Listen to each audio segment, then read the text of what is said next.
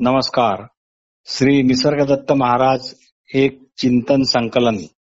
श्री निसर्गदत्त महाराज एक चिंतन संकलन भाग 139. भाग 139. श्री निसर्गदत्त महाराज काही चिंतनीय मुद्दे. एका साधकाने असा प्रश्न विचारला की, साधक म्हणाला, माझा प्रश्न असा आहे की सत्याचा पुरावा काय?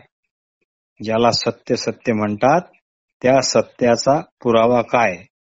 सर्व धर्म म्हणतात की सत्य फक्त त्यांच्याच धर्मात आहे.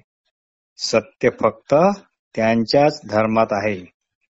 यावर महाराज म्हणाले, सत्याविषयी तुमची स्वतःची काय कल्पना आहे? तुम्ही कशाला सत्य म्हणता? आणि त्या संबंधी म्हणजे ज्याला तुम्ही सत्य समजता त्या संबंधी तुम्हाला कोणता पुरावा द्यावा म्हणजे तुमचे समाधान होईल?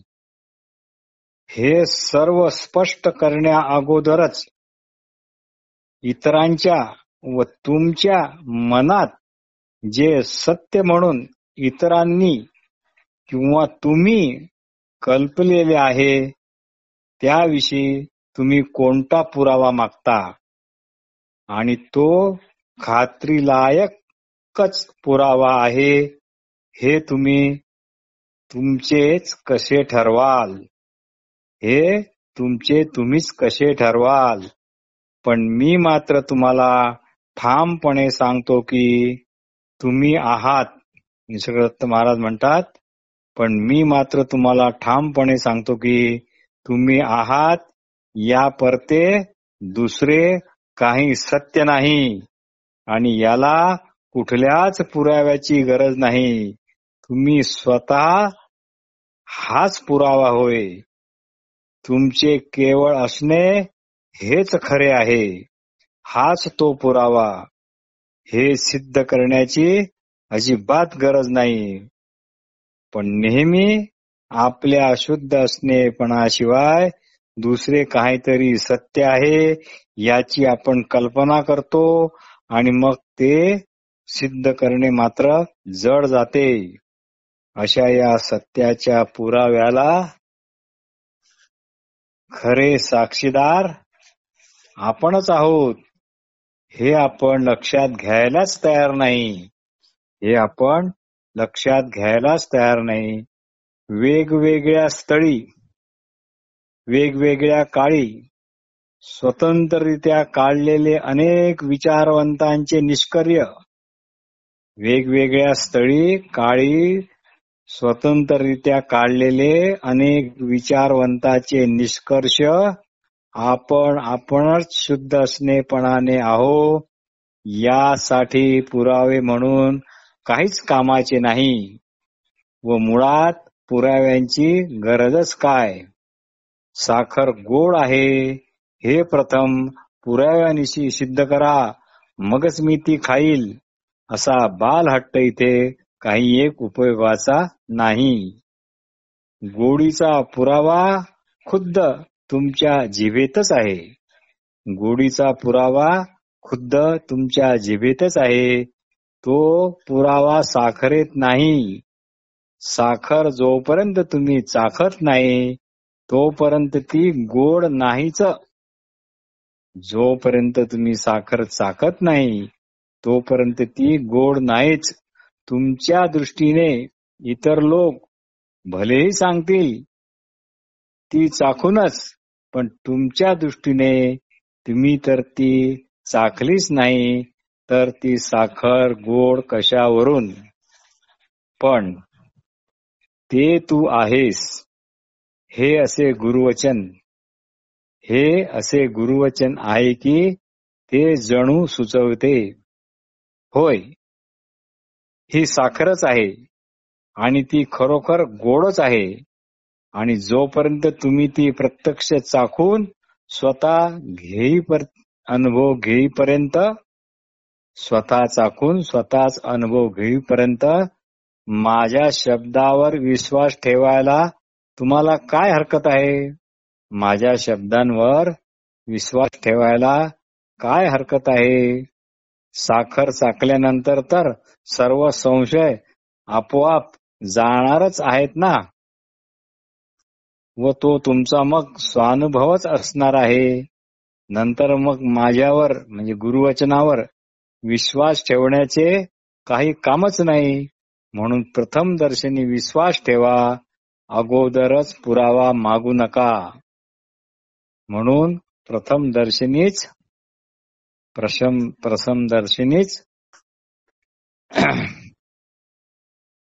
पुरावा मागू नका, क्षणभर तरी विश्वास ठेवा. हे बघा, अंधार आहे आणि तुम्हाला झाडावर चढायचे आहे. गुरुवचन सुचवते ते काय म्हणते? मी सांगतो म्हणून प्रथम या अंधारातील झाडाच्या खालच्या फांदीवर उभा राहा. काहीच होणार नाही, विश्वास ठेव. या खालच्या अंधारातील फांदीवर व जर तू स्थिर आणि निश्चयाने उभा राहिला तर तू झाडाच्या शेंड्यापर्यंत पोहोचलाच म्हणून समज. झाडाच्या शेंड्यापर्यंत चढणे हे टळणार नाही. तात्पर्य, आपणच शुद्ध असणेपणाने आहो. हे जे काही आहे ते इथेच आहे, याच क्षणी आहे. फक्त हे करण्यासाठी योग्य तशी तळमळ हवी. तळमळीचेच दुसरे नाव शोध हा आहे. देह तुमच्या जितक्या जवळ आहे त्यापेक्षाही हे आत्मस्वरूप तुमच्या जास्त जवळ आहे. यापेक्षा दुसरे कोणते सत्य तुमच्या जास्त जवळ आहे सांगा बरे. सत्य सत्य म्हणून काहीतरी एखादी वेगळी अद्भुत वस्तू आहे असे प्रथम तुम्ही समजता. मग आपापल्या कल्पनेच्या मुशीप्रमाणे अर्थात संस्काराप्रमाणे त्याची कल्पना करता, त्याची वेगवेगळी कल्पना करता आणि मग त्याच कल्पित सत्याच्या शोधा करता मात्र खरोखरचे भटभट भटकता. आणि त्याच कल्पित सत्याच्या शोधाकरता मात्र खरोखरचे भटभट भटकता. एका आश्रमातून दुसऱ्या आश्रमात, एका गुरुकडून दुसऱ्या गुरुकडे, आणि प्रत्येक वेळी म्हणता तिथे मला काहीच मिळाले नाही, तिथे मला काहीच मिळाले नाही. कुठेही तुम्हाला काहीही मिळणार नाही, कारण तुम्ही तुमच्याच कल्पित सत्याच्या शोधात आहात, कारण तुम्ही कोरे नाही आहात. आपणच शुद्ध असणेपणाने आहोत. आपणच शुद्ध असणेपणाने आहोत. हा काही कोणत्याही सद्वर्तनाचा परिणाम नाही किंवा कोणते पारितोषिक नाही. कुठलीही परीक्षा पास झाल्याचे हे सर्टिफिकेट नाही किंवा बक्षीस पण नाही. हे आहे पण कुठून आलेले नाही, ते अवांछितरित्या तुमच्यापर्यंत पोहोचले आहे, म्हणून आणल्या गेले नाही. त्याचा आरंभही झाला नाही आणि आरंभच नाही तर शेवटही नसणार, हे ओघाने आलेच. पात्रता म्हणून तुम्ही आहात असेही नाही, कारण ते तुम्ही आहात, तुमच्या हक्काचेच ते आहे. फक्त हेच समजत नाही, आणि समजले असले तर इतकी धावाधाव आपण केलीच नसती. असणे होऊन राहणे म्हणजे काहीतरी होऊन राहणे नव्हे. असणे होऊन राहणे म्हणजे काहीतरी होऊन राहणे नव्हे. या काहीतरी मध्ये काय काय येईल समजा? ब्रह्म, ईश्वर, आत्मज्ञानी, अज्ञानी, जीवनमुक्त, विधमुक्त, अधिकारी, अनाधिकारी, पामर, मुमुक्षु इत्यादी इत्यादी. मग ते काही असो, तात्पर्य असणे होऊन राहणे म्हणजे काहीतरी होऊन राहणे नव्हे. निव्वळ असणे म्हणजे काहीही न होऊन राहणे. निसर्गदत्त महाराज म्हणतात, मी कुणीतरी किंवा काहीतरी आहे असे समजणे म्हणजे महामृत्यू किंवा घोर नरकवास होय. निसर्गदत्त महाराज म्हणतात, मी कुणीतरी किंवा काहीतरी आहे असे समजणे म्हणजे महामृत्यू किंवा घोर नरकवास होय.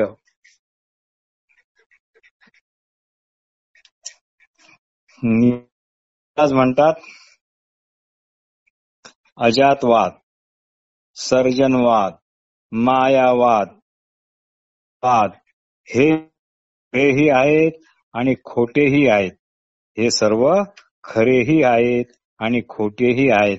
ज्याला ज्याला जो आवडतो त्याला त्याला तो खरा. पण आपले शुद्ध असणे पण हे खरे खोटे म्हणण्याच्या पलीकडे आहे.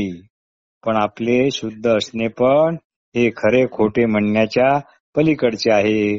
खरे म्हटले तर खऱ्याला परत परत खरं का म्हणावे? खरे म्हटले तर खऱ्याला परत परत खरे का म्हणायचे? आणि खोटे म्हणाल तर खोटे म्हणणारा खरा आहे. कारण की आपले असणे पण हा प्रत्येकाचा पुरावे विना खऱ्या खोट्याची शहानिशा नसलेला प्रत्यक्ष अनुभव आहे. तुम्ही छानपैकी एक जिवंत व्यक्ती आहात, पण व्यर्थच दुःखमय स्थितीत अडकून पडला आहात. व्यर्थच दुःखमय स्थितीत अडकून पडला आहात. यातून बाहेर कसे पडायचे? ह्या सर्व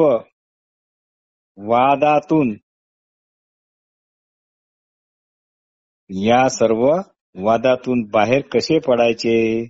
अभेद्य अशा तुरुंगाचे हे सर्व वाद किंवा सिद्धांत हे नकाशे आहेत, ज्याद्वारे तुम्हाला बाहेर कुठून पडायचे ते समजते. फक्त नकाशात डोके खुपसून बसाल तर तुम्ही जागच्या जागीच राहाल. फक्त नकाशात डोके खुपसून बसाल तर तुम्ही जागच्या जागीच राहाल. ज्या कामाकरता नकाशे आहेत त्यावर अंमल करा. तळमळ असेल तर नकाशेच कामाचे आहेत. तळमळ नसेल तर त्या केवळ रेघोट्याच आहेत. तळमळीनेच काम होते, सिद्धांताने काम होत नाही. इतके करून सर्व सिद्धांत काम होताच स्वतःहून सोडले पाहिजेत. लवकरात लवकर सोडले पाहिजे. जेवढे लवकरात लवकर सोडाल तेवढेच फार चांगले. साधकाने प्रश्न विचारला, पण आता मी काय करू शकतो? महाराज म्हणाले, तुम्ही आपले शुद्ध असणे पण इथेच बसल्या बसल्या जाणू शकता. आत्ताच इथेच.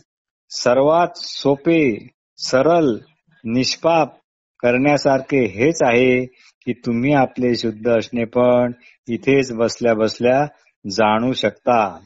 साधक आश्चर्याने म्हणाला, तेवढेच? महाराज म्हणाले, हे काय कमी झाले का? हे काय कमी झाले का? तुम्ही तेवढेच म्हणता. अजून तुम्हाला काय पाहिजे आहे? अजून तुम्हाला काय पाहिजे आहे? साधकाने प्रश्न विचारला, जगातील गोंधळाबद्दल मी काही करू शकतो का मदत म्हणून? महाराज यावर म्हणाले, तुम्हीच निर्माण केलेला तो गोंधळ आहे. तुम्हीच निर्माण केलेला तो गोंधळ आहे. तुम्हीच त्याच्या केंद्रस्थानी आहात. पण तुम्ही स्वतःला गोंधळापासून वेगळे आणि स्वतंत्र समजता. म्हणूनच तुम्ही काही करू म्हणता. इथेच तुमचे सर्व चुकते. साधक, मला सुखाची इच्छा आहे. मला सुखाची इच्छा व दुःखाची भीती आहे. मला सुखाची इच्छाही आहे आणि दुःखाची भीती आहे. ही भीती किंवा ही इच्छा मुळात वाटते ती का आणि ती कशावरून?